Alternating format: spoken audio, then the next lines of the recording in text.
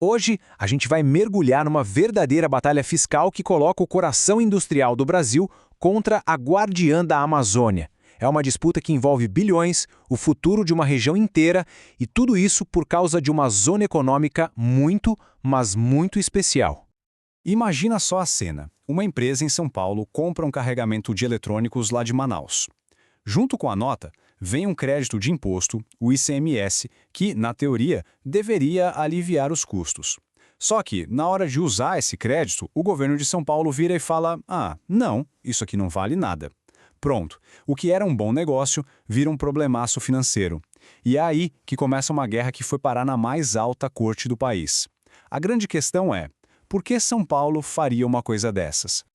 Então, o que temos é o seguinte: de um lado, o fisco de São Paulo, o motor da economia brasileira, dizendo que os incentivos do Amazonas são ilegais e simplesmente se recusando a aceitá-los. Do outro lado, as indústrias da Zona Franca batendo o pé e dizendo que seus benefícios não são só legais, como também são protegidos pela própria Constituição. É um impasse que trava a economia e coloca dois gigantes frente a frente. Para a gente entender quem tem razão nessa briga, precisamos conhecer a peça central de todo esse quebra-cabeça, a Zona Franca de Manaus. Vamos dar uma olhada no que ela realmente é. A Zona Franca de Manaus não é só um polo industrial, sabe? É melhor pensar nela como uma fortaleza econômica erguida bem no meio da maior floresta tropical do mundo. Ela foi criada lá em 1957 com uma missão super ousada: criar um tipo de oásis de livre comércio com impostos mais baixos para atrair desenvolvimento para um dos lugares mais isolados do planeta. Mas por que criar essa exceção toda? Os incentivos fiscais não eram um presente, de jeito nenhum. Eles eram uma ferramenta. Uma ferramenta para superar o isolamento, para compensar os custos gigantescos de logística e, o mais importante de tudo, para tentar diminuir a desigualdade absurda entre o Sudeste rico e o Norte, que sempre foi meio esquecido. Era uma aposta alta para tentar equilibrar o jogo no país. E é aqui que a história começa a ficar realmente interessante. Chegamos à primeira grande pista do nosso mistério. A Zona Franca de Manaus não é protegida por uma leizinha qualquer. Ela tem um escudo, uma proteção única e superpoderosa cravada diretamente na Constituição Federal. E olha, essa proteção não caiu do céu, ela foi construída, sabe? Camada por camada ao longo de décadas. Em 1967, as FM ganhou o formato que tem hoje. Em 1988, quando fizeram a nova Constituição, fizeram questão de blindar o modelo. E não parou por aí. Em 2014, essa proteção foi estendida até o ano de 2073. Isso não é coincidência, é um projeto de país. E aqui está o pulo do gato. O artigo 40 do ADCT, que faz parte da Constituição, não diz apenas que a Zona Franca continua. Não, o texto é mais esperto. Ele diz que ela é mantida com suas características. E essa pequena frase, com suas características, é a chave que vai resolver toda essa disputa. Guarda bem essa informação. Ok, com essa proteção constitucional na mão, vamos agora para a lei que colocou fogo no parquinho. Existe uma lei específica que parece ter sido feita sob medida para a Zona Franca de Manaus e que a coloca em um caminho totalmente diferente do resto do país.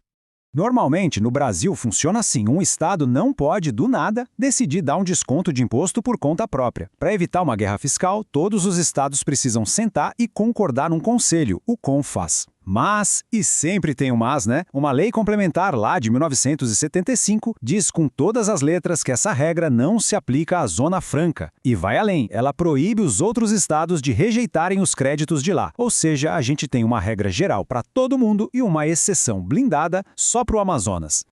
Então o cenário está montado. De um lado, a regra geral que exige acordo entre os estados. Do outro, uma exceção constitucional e uma lei específica. Quem é que apita esse jogo? O árbitro final, o Supremo Tribunal Federal. Vamos ver como eles desataram esse nó. A lógica do STF foi, na verdade, brilhante de tão simples. Eles voltaram para aquela frase mágica, com suas características. E o raciocínio foi mais ou menos assim. 1. O que eram as características da Zona Franca antes de 1988? Não era só imposto baixo. Era todo o sistema legal que fazia ela funcionar. 2.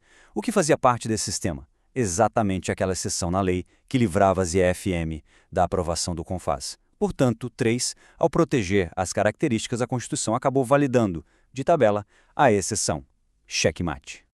E com essa lógica, o veredito foi um nocaute. O Supremo Tribunal Federal bateu o martelo. As ações de São Paulo de rejeitar os créditos eram inconstitucionais. Ponto final. A exceção da Zona Franca de Manaus não era uma brecha na lei, era uma regra do jogo válida, protegida pela própria Constituição. Fim de papo. O Amazonas venceu.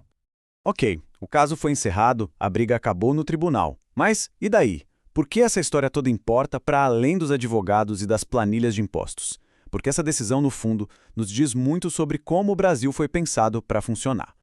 Essa não foi só uma vitória para o Amazonas, entende? Foi a reafirmação de que, no nosso pacto federativo, é possível ter regras diferentes para realidades diferentes. Foi a confirmação de que a política de impostos pode e deve ser usada para combater a desigualdade entre as regiões. E, acima de tudo, foi uma lição sobre o poder da Constituição para proteger projetos que o país considera estratégicos. A Justiça confirmou que o modelo da Zona Franca é legal e está valendo. Mas uma coisa é ser legal, outra é ser a melhor solução, né? E isso nos deixa com uma pergunta muito importante para o futuro. Esse modelo, criado mais de 60 anos atrás, ainda é a melhor ferramenta para garantir um futuro próspero e sustentável para a Amazônia no século XXI? Essa é uma conversa que o Brasil, mais cedo ou mais tarde, vai precisar ter.